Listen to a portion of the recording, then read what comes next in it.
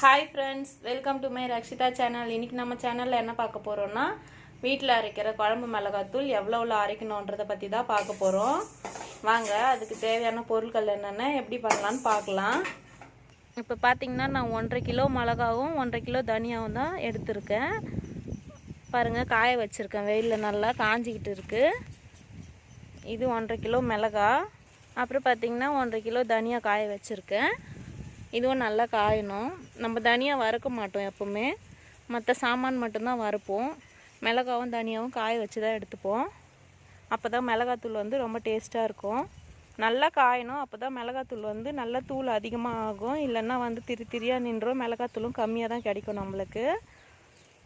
இப்போ இதில் பார்த்திங்கன்னா நான் 100 கிராம் சோம்பு அதில் வந்து கொஞ்சமாக எடுத்து வச்சுட்டு வறுத்து சேர்த்துருக்கேன். அதே மாதிரி 100 கிராம் வெந்தயம் அதுலேயும் கொஞ்சமாக எடுத்து வச்சுட்டேன். கொஞ்சமானா இவ்வளோ எடுத்துருப்பேன், மீதி வந்து அப்படியே சேர்த்து வறுத்துட்டேன்.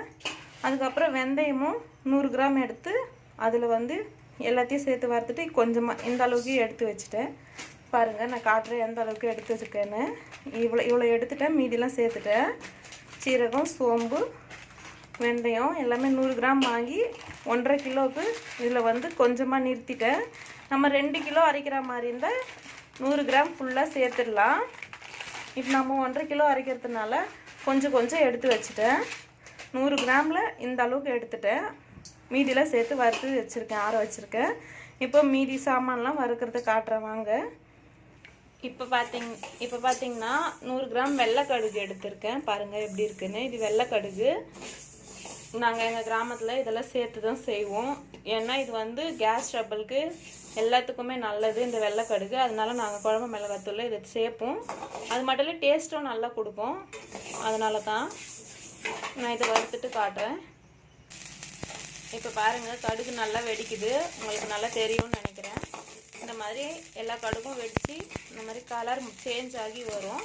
அது வரைக்கும் வறுக்கலாம். இப்போ வந்து நம்ம மீடியம் ஃப்ளேமில் தான் வைக்கணும், ஏன்னா ரொம்ப கரிஞ்சு போயிடும். இல்லைன்னா வறுத்துட்டு காட்டுறேன் பாருங்கள். அடுப்பை சிம்மில் வச்சு நல்லா வறுத்தாச்சு. இது கலரும் நல்லா சேஞ்ச் ஆகி வந்தாச்சு. இந்த டைமில் வந்து இது நம்ம எடுத்து நம்ம ஏற்கனவே கொட்டி வச்சுருக்கிறதோட மிக்ஸ் பண்ணிக்கலாம், ஆற வச்சுக்கலாம். இப்போ அடுத்தது பார்த்திங்கன்னா கருப்பு கடுகு. நம்ம சாதாரணமாக யூஸ் பண்ணுற கடுகு தான். இந்த கடுகு வந்து 100 கிராம் சேர்த்துருக்கேன். சோம்பு அதிலலாம் வந்து நான் கொஞ்சம் நிறுத்திட்டேன். ஆனால் கடுகுலாம் வந்து நிறுத்த வேண்டியதில்லை, சேர்த்துக்கலாம். டேஸ்ட் நல்லாயிருக்கும், அதனால் கடுகுலாம் சேர்த்துக்கலாம். சோம்பு சீரகம்லாம் வந்து ஃப்ளேவர் அதிகமாக கொடுக்கக்கூடியது.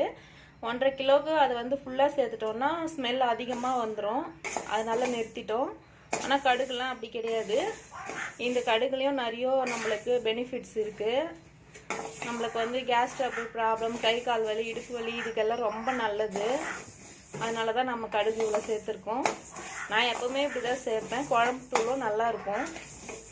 இதுவும் நல்லா வெடிக்கணும். வெடிக்கிற வரைக்கும் வெயிட் பண்ணலாம். இப்போ பாருங்கள், இந்த கடுகும் நல்லா வெடிக்க ஆரம்பித்து கலர் சேஞ்ச் ஆகி வருது. இதுவும் ஃபுல்லாக வெடித்ததுக்கப்புறம் நம்ம எல்லாம் சேர்த்துருக்கோம்ல வறுத்து, அதோட இதையும் சேர்த்துக்கலாம். இப்போ பாருங்கள், இந்த கடுகும் நல்லா வெடிச்சிச்சு. இப்போ நம்ம மறுபடியும் இதையும் அதோட சேர்த்துக்கலாம். சேர்த்து ஆற வச்சுக்கலாம். இப்போ நாம் அடுத்து என்ன எடுக்க போகிறோன்னு பார்த்தீங்கன்னா மிளகு தான். 100 கிராம் மிளகு சேர்த்துக்கலாம். மிளகும் 100 கிராம் ஃபுல்லாக சேர்த்துக்கலாம். நல்லா காரம் கொடுக்கும், உடம்புக்கும் ரொம்ப நல்லது. அதனால் இதையும் மிளகும் லைட்டாக வெடிக்கும் போது நம்ம இறக்கிக்கலாம். இப்போ பாருங்கள், மிளகும் 1-2 வெடிக்க ஆரம்பிச்சிருச்சு. இது ரொம்ப வெடிக்கணும்னு அவசியம் இல்லை. 1-2 வெடிக்கும் போதே நம்ம இறக்கிக்கலாம்.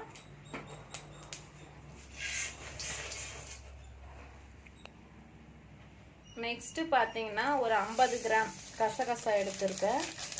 ஒரு 50 கிராமே போதும்.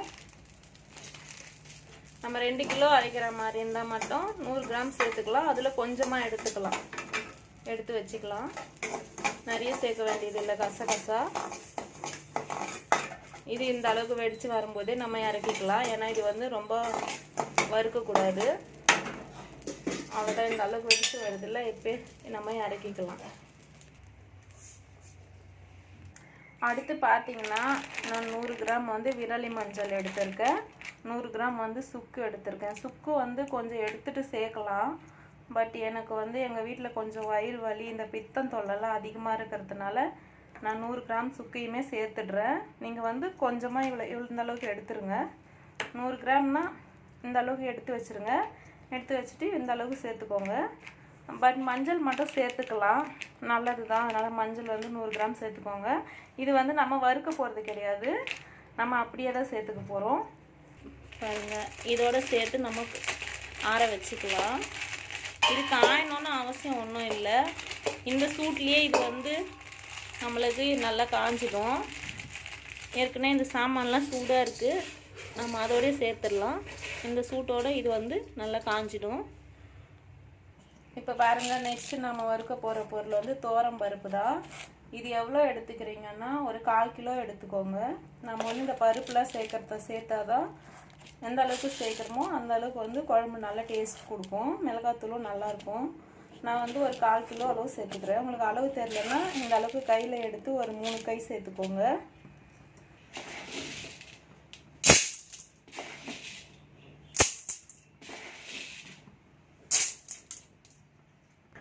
நான் இன்னும் ஒரு கை கூட எக்ஸ்ட்ரா சேர்த்துருக்கேன், ஏன்னா பருப்பு கொஞ்சம் கம்மியாக இருக்க மாதிரி இருக்குது 1/4 கிலோவுக்கு, அதனால தான்.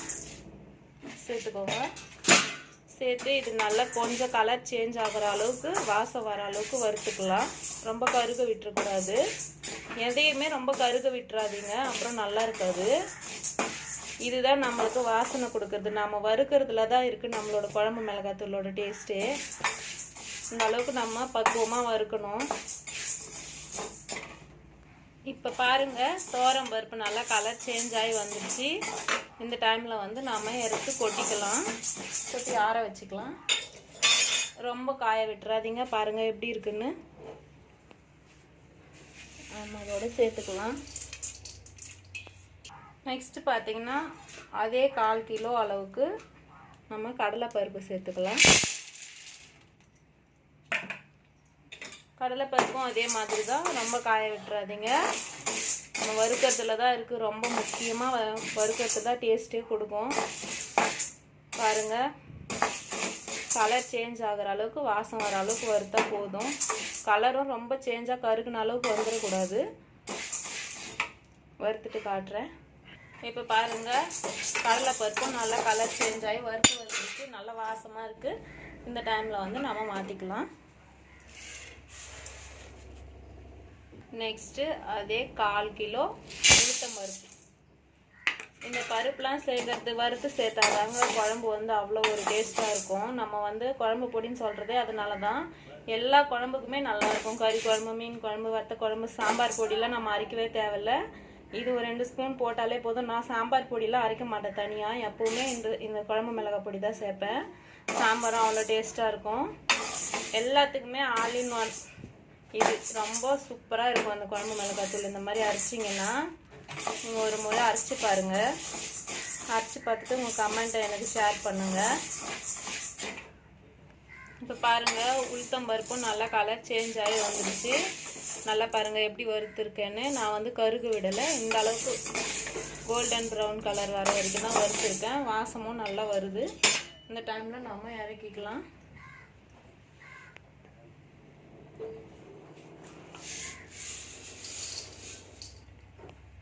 அடுத்து நாம் என்ன சேர்க்க போகிறோன்னா பெருங்காயம் தான்.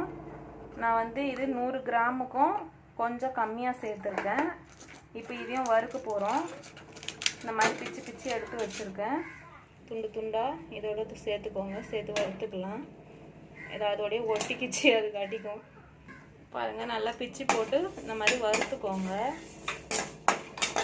வறுத்து தான் சேர்க்கணும். இதை பச்சையாக சேர்த்தோன்னா நம்ம மிஷினில் கொடுக்கும்போது அப்படியே மிஷினோட ஒட்டிக்கும். பெருங்காயமே நம்மளுக்கு மிளகாத்தூளில் கலக்காது.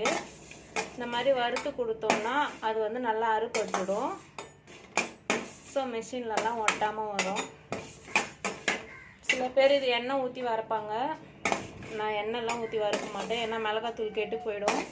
நான் இப்போ அரைக்கிற மிளகாத்தூள் வந்து 6 மாதம் வரைக்கும் கெட்டு போகாது, நல்லாயிருக்கும்.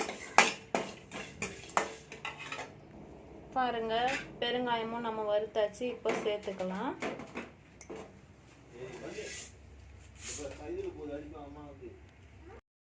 பாருங்க, அடுத்து நம்ம என்ன வறுக்க போகிறோம்னா கருவேப்பிலை தான். உங்ககிட்ட கருவேப்பிலை ஃப்ரெஷ்ஷாக கிடச்சா ஃப்ரெஷ்ஷாக எடுத்துக்கோங்க, இல்லை காஞ்ச கருவேப்பிலை இருந்தாலும் பரவாயில்ல. ஒரு 2 கைப்பிடி அளவு சேர்த்து இந்த மாதிரி வறுத்துக்கோங்க. நல்லா காஞ்சிச்சின்னாக்கா, காஞ்ச கருவேப்பிலை இருந்தால் உங்ககிட்ட நீங்கள் வறுக்க வேணாம், அப்படியே சேர்த்துக்கலாம். இது வந்து என்கிட்ட ஃப்ரெஷ்ஷாக இருக்குது கருவேப்பிலை, அதனால இப்படி வறுத்துக்கிறேன். இப்போ பாருங்கள், கருவேப்பிலையும் நல்லா வறுத்தாச்சு. எப்படி இருக்கணும்னா இங்கே பாருங்கள், இந்த மாதிரி நல்லா உடையுது, சவுண்டு கேட்கும் உங்களுக்கு. இந்த மாதிரி உடையணும் நல்லா, அந்த அளவுக்கு வறுத்து எடுத்துக்கோங்க. இதோட மிக்ஸ் பண்ணி ஆற வச்சுக்கலாம். இப்போ பாருங்கள், நம்ம வறுக்க வேண்டியதெல்லாம் வறுத்தாச்சு. வறுக்காமல் சேர்க்க வேண்டியதும் வறுக்காமல் சேர்த்தாச்சு. பூண்டு வந்து நான் ஒரு 2 திரி அளவுக்கு பூண்டு சேர்த்துருக்கேன். 2 திரின்னா இந்த 2 திரி கிடையாது, ஒரு கொத்து பூண்டு, 2 பூண்டு சேர்த்துருக்கேன் முழுசாக. உங்கள்கிட்ட சின்ன பூண்டு கிடச்சா சேர்த்துக்கோங்க. எனக்கு மலை பூண்டு தான் இருக்குது. மிஷினில் கொடுக்கும்போது இதை வந்து பூண்டு வந்து மிஷின்காரங்க கிட்ட காட்டாதீங்க, அவங்க அரைக்க மாட்டாங்க, எடுத்துகிட்டு சொல்லுவாங்க பூண்டு. நீங்கள் மறித்து அரைச்சிட்டு வந்துடுங்க, அவ்வளோ டேஸ்ட்டாக இருக்கும். பாருங்கள் எப்படி இருக்குன்னு. இதை நல்லா ஆற வைக்கணும். நல்லா ஆற வச்சதுக்கப்புறமா மிளகாவும் தனியாகவும் சேர்த்து ஒரு கவரில் கட்டிட்டு, இது தனியாக நம்ம எந்த பாத்திரத்தில் அரைக்க போகிறோமோ அந்த பாத்திரத்தில் சேர்த்து கொடுத்து அனுப்பிச்சிட்டோம்னா அரைக்கிறதுக்கு அரைச்சி எடுத்துகிட்டு வந்துடுவாங்க. இப்போ பார்த்திங்கன்னா இது வந்து நம்ம மிளகாத்தூள் அரைச்சிட்டு உடனே நல்லா வந்து ஆற வைக்கணும். சுட சுட அப்படியே வந்து சேர்த்துடக்கூடாது. பாத்திரத்தில் மூடி வச்சிட்டோன்னா, சூடாக சேர்த்து மூடி வச்சிட்டோன்னா கசப்பு எடுக்க ஆரம்பிச்சிடும். குழம்பு வந்து ரொம்ப கசக்கும். அதனால் மிளகாத்தூள் வந்து ரொம்ப ஆற வைக்க வேண்டியது ரொம்ப முக்கியம். இதையும் நல்லா ஆற வைக்கணும். மிளகாத்தூள் அரைச்சின்னு வந்ததுக்கப்புறமும் தூள் வந்து நல்லா ஆற வைக்கணும். அங்கேயே மிஷின்லேயே ஆற வைப்பாங்க, அங்கே ஸ்பேஸ் நிறையா இருக்கும். நம்ம வீட்டிலலாம் நம்ம வந்து ஆற வைக்க முடியாது, ஏன்னா வீட்டில் குழந்தைங்களாம் இருப்பாங்க. அதனால் மிஷின்லேயே நல்லா ஆற வச்சு எடுத்துகிட்டு வந்துடுங்க. சுட சுட சேர்த்தோன்னா நம்ம பாத்திரத்தில் க்ளோஸ் பண்ணி வச்சோன்னா அது வந்து சீக்கிரம் கெட்டு போயிடும், பூச்சி வச்சிடும், அப்புறம் கசக்கவும் ஆரம்பிச்சிடும். மிளகாத்தூள் வந்து டேஸ்ட்டே போயிடும். இப்போ பாருங்கள், நான் வறுத்த மாதிரியே எல்லாம் நீங்களும் வறுத்து பாருங்கள், வறுத்து ட்ரை பண்ணி அரைச்சி பாருங்கள். மிளகாத்தூள் அவ்வளோ ஒரு டேஸ்ட்டாக மனமாக இருக்கும். இது வந்து எல்லாத்துக்குமே சேர்த்துக்கலாம். இந்த மிளகாய் பொடியை நம்ம வந்து இது வெரைட்டி ரைஸ்க்கு சேர்க்க முடியாது, மற்ற எல்லாத்துக்கும் சேர்த்துக்கலாம், நல்லா யூஸ் ஆகும். பிரியாணிக்கும் வெரைட்டி ரைஸ்க்கும் மட்டும்தான் இந்த மிளகாத்தூள் நம்ம சேர்க்க முடியாது, மற்ற எல்லாத்துக்குமே சேர்த்துக்கலாம். அவ்வளோ ஒரு டேஸ்ட்டாக இருக்கும். பாருங்கள், இப்போ நம்ம வறுத்து சேர்த்துருக்கிறதே அவ்வளோ வாசனையாக இருக்குது. நான் அரைச்சிட்டு வந்து காட்டுறேன். இதில் ஒன்று சேர்க்காம மறந்துட்டேன். என்னன்னு பார்த்தீங்கன்னா பொட்டுக்கடலை. ஒரு 10 ரூபாய்க்கு பொட்டுக்கடலை வாங்கி இதோட சேர்த்துக்குவேன் நான் மிஷினில் அரைக்க போகும்போது. நான் இப்போ மறந்துட்டேன், வீட்டில் இல்லை, அதனால் 10 ரூபாய்க்கு மட்டும் நீங்கள் வாங்கி சேர்த்துக்கோங்க போதும். அது சேர்க்கும் போது இன்னும் டேஸ்ட்டாக இருக்கும். அரைச்சிட்டு வந்து காட்டுறேன். இப்போ பாருங்கள் ஃப்ரெண்ட்ஸ், அரைச்சி எடுத்துகிட்டு வந்தாச்சு மிஷினில் கொடுத்து. எப்படி இருக்குன்னு பாருங்கள், ரொம்ப மணமாக இருக்குது. நீங்களும் ஒரு முறை இந்த மாதிரி அரைச்சி ட்ரை பண்ணி பாருங்கள். உங்களுக்கு பிடிச்சிருந்தா லைக் பண்ணுங்கள், ஷேர் பண்ணுங்கள், கமெண்ட் பண்ணுங்கள், மறக்காமல் சப்ஸ்கிரைப் பண்ணுங்கள். தேங்க்யூ ஃப்ரெண்ட்ஸ், பாய்.